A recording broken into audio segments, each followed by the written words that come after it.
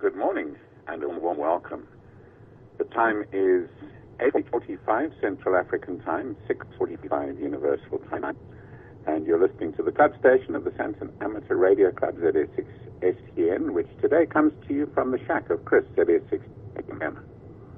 The Sandton Amateur Radio Club Bulletin is broadcast every Sunday at 08:45 local time on the following frequencies: 145.7 megahertz FM in the 2-meter band via the Sandton repeater, on 7115 kilohertz lower sideband in the 40-meter band from the shack of Knoll ZR6DX, and on the Echolink ZS6STN server.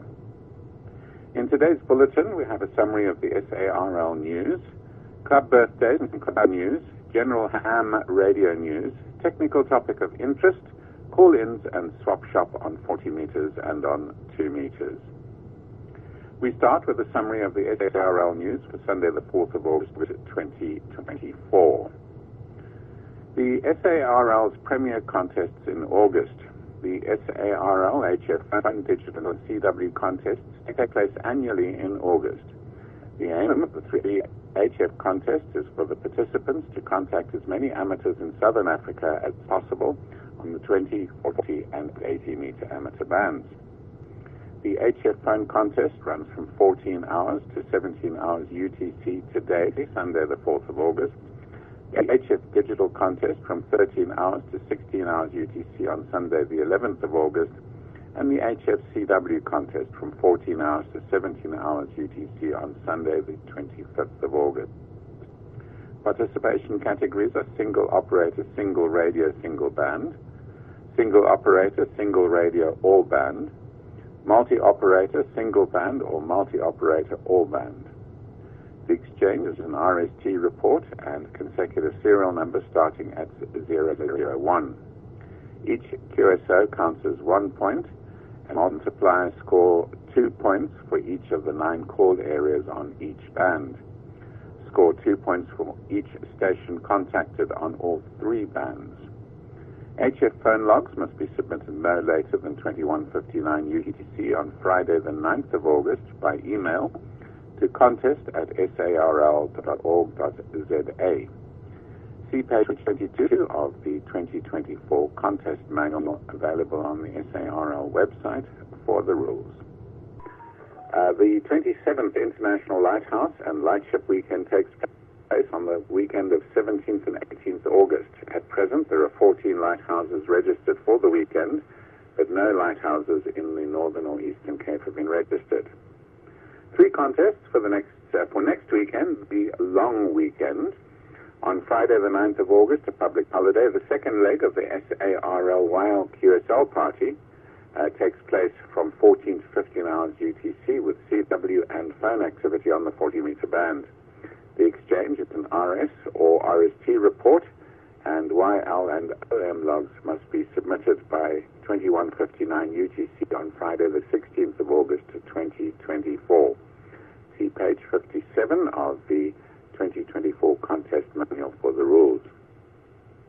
Then on Saturday the 10th of August, you can participate in the second leg of the SARL Youth QSO party to celebrate International Youth Day on the 12th of August.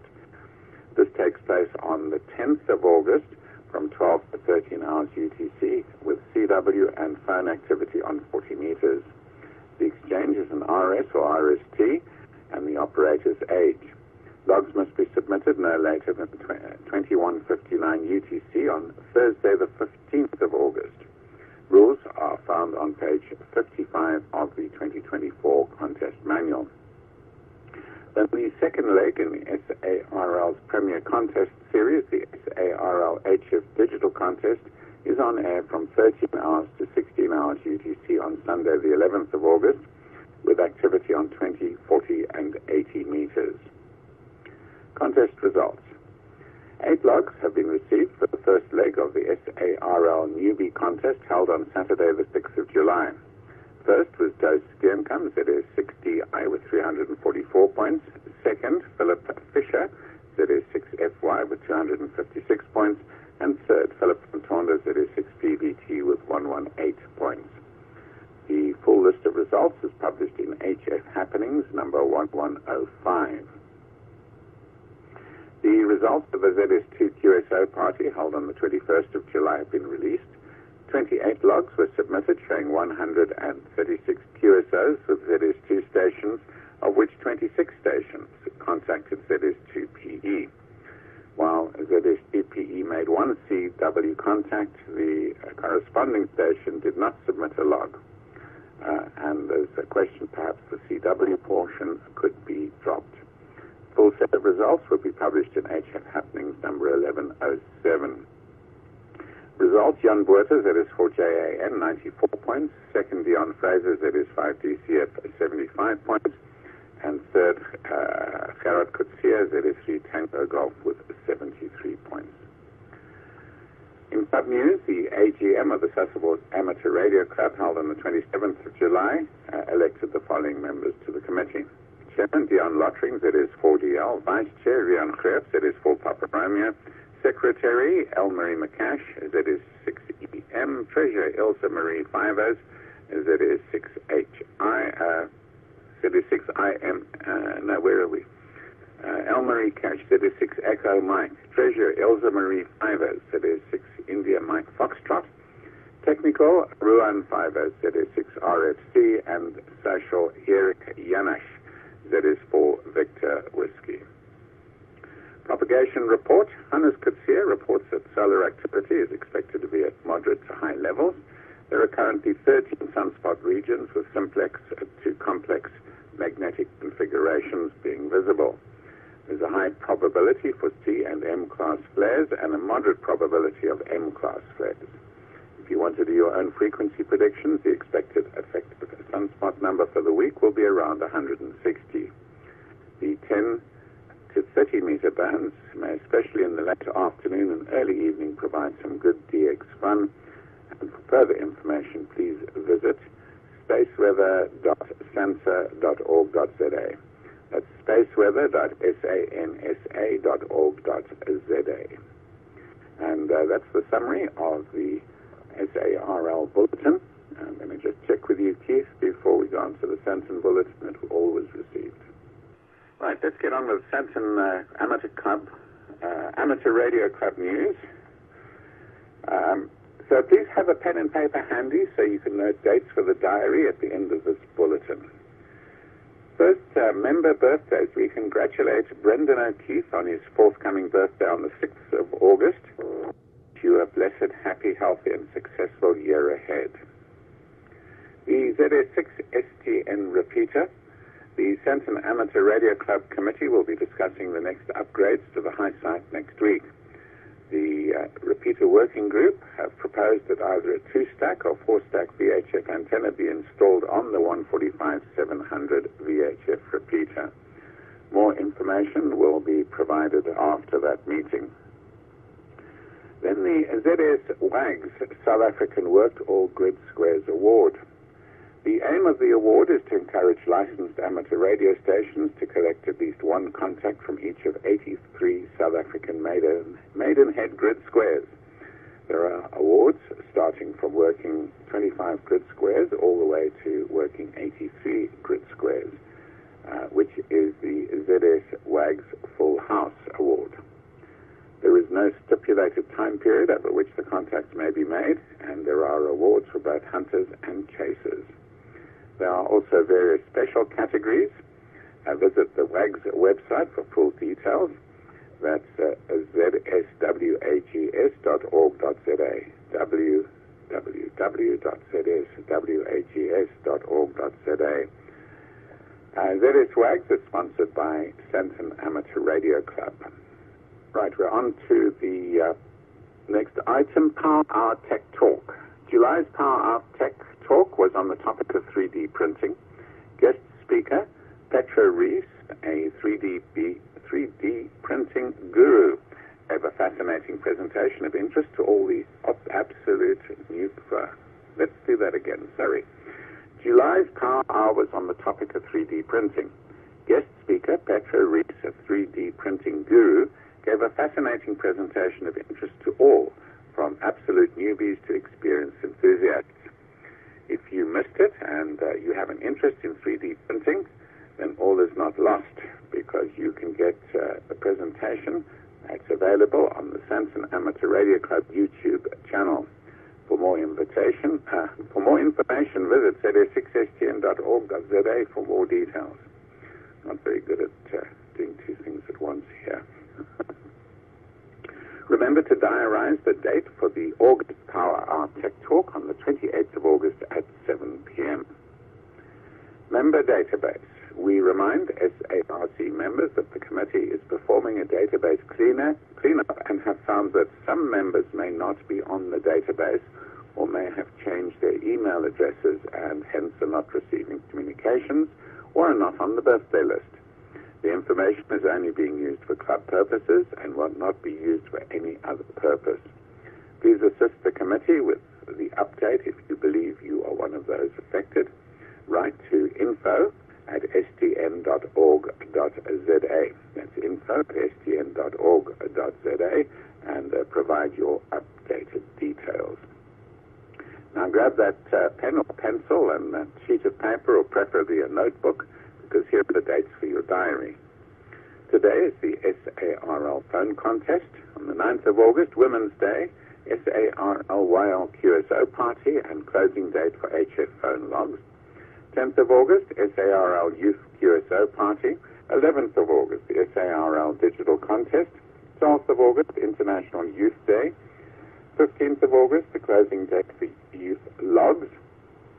16th of August, the closing date for the Digital and SARL YLQSO logs. 17th to the 18th of August, the International Lighthouse and Lightship Weekend. 21st of August, the SARL 80-meter club contest, and the 28th of August, the Sandton Amateur Radio Club Power Hour Tech Talk. Thank you for listening. Trust you've enjoyed the bulletin. If you have any news or other interesting items to contribute, please contact the team at info@ZS6STN.org.za. Let us know what you are doing, and if you have any activities that might be of interest to other Sandton members, please do let us know so we can spread the word. And if you're a member of another club but you have an activity that you think Sandton members might be interested in, please do let us know so that we can publish them in our diary of events and propagate it on our bulletins. Join us next Sunday at 8:45 CAT for the regular bulletin of the Sandton Amateur Radio Club, and an audio recording of this bulletin will be posted on the club website. Up next is your regular Sunday technical discussion, so please do stay tuned. Right, time for our Sunday technical topic, and today's topic is all about end-fed antennas. With many newly licensed radio amateurs, the topic of HF antennas, and specifically simple HF antennas, is a common one. There's a lot of good information circulating, but there is also much misleading and in some cases just wrong information being taught to newcomers and experienced hams alike. So there are several different types of end-fed antenna. There are random length, non-resonant wires or whips, self-resonant wires or whips, of which there are several examples, including a quarter-wave monopole, half-wave monopole, loaded monopole, and a trapped monopole. A monopole antenna is simply means that it is not a dipole or doublet-like antenna, in that only one half of the exciting wave is present on the antenna, and the other half is being imaged in the ground or in an elevated radial system. Most monopole antennas are verticals, but may be an antenna tower or a metal pole or a whip in the case of a motor vehicle, or simply a wire supported by a structure. The wire need not be vertical, but may be in the form of a sloper or an L, which is sometimes referred to as a Marconi antenna.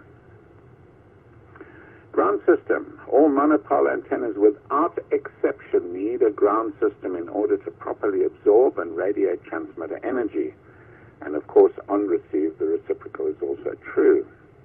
Think of the analogy of an electric light bulb. The electric light bulb requires current to flow through it in order to produce light. If you connect just one pole of a battery to a light, nothing happens. Think of it as two wires connected to the light as a go and a return. This is true for both DC and AC current. Radio frequency energy is AC. An antenna looks like a load to this energy, and in order for the antenna to work, there must be a path for the radio frequency current to flow through the radiation resistance of the antenna. In other words, there must be a go and a return. As stated earlier, a monopole antenna is just one half of the antenna system, the other half being imaged in the ground. Current therefore flows from the go through the feed point of the antenna and out of the return. If one ignores ground loss resistance, in the case of a perfect ground, the radiation resistance appears across the feed point, consisting of the monopole and the ground connection. Let's first discuss self-resonant antennas. The feed point impedance of a self-resonant antenna is made up of resistance and reactive, which may be inductive or capacitive. This feed point impedance is determined by the physical length of the wire and by the operating wavelength. The theoretical center feed point impedance of a resonant half-wave dipole antenna in free space is 72 ohms. Therefore, a quarter-wave monopole over perfect ground has a feed point impedance of 36 ohms. We call this a current-fed antenna because the maximum current occurs at the feed point. I suggest you examine the current and voltage distribution on a self-resonant dipole antenna as published in most antenna books and in the ARRL antenna book, and you can find it online. You'll find that in a half-wave self-resonant antenna, maximum current occurs in the center and maximum voltage at the ends. Therefore, the impedance of a half-wave antenna is low at the center and high at the ends. In order for an antenna to absorb maximum energy, the feed point resistance must be as close as possible to the source resistance, and any reactants cancelled or equal to zero. The self-resonant antenna will exhibit pure resistance at its feed point. Now let's look at the half-wave end-fed antenna. It's a voltage-fed antenna because the impedance at the end is extremely high. In theory, it's infinite, but in practice it will exhibit some resistance, generally in the range of 3,000 to 10,000 ohms, depending on its construction and operating environment. Matching may be achieved using an L-match antenna matching unit that transforms the 50 ohm impedance of the transmitter to the high impedance of the half-wave end-fed antenna. In the past decade, someone came up with the idea of using a ferrite-loaded impedance transformer instead of the L-match. In most environments, a 4-to-9 impedance transformer provides a reasonable match because of ground loss resistance and losses in the transformer core. However, despite all the literature and the urban legends, the half-wave end-fed antenna does need a ground or counterpoise of some sort in order for the transmitter to deliver power to the antenna. Think of the light bulb analogy. You need a go and a return. So if no counterpoise or ground is provided at the antenna feed point, the coaxial cable feeding the antenna acts as a counterpoise, and it contains the antenna image on its outer shield.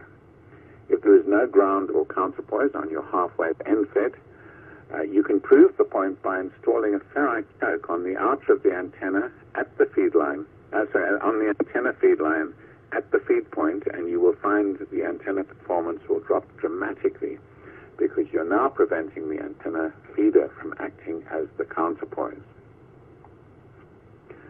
So counterpoise is absolutely essential. Now let's look at the so-called Rybakoff antenna. This is a name that's been thrown around quite a lot in discussions and online forums in South Africa.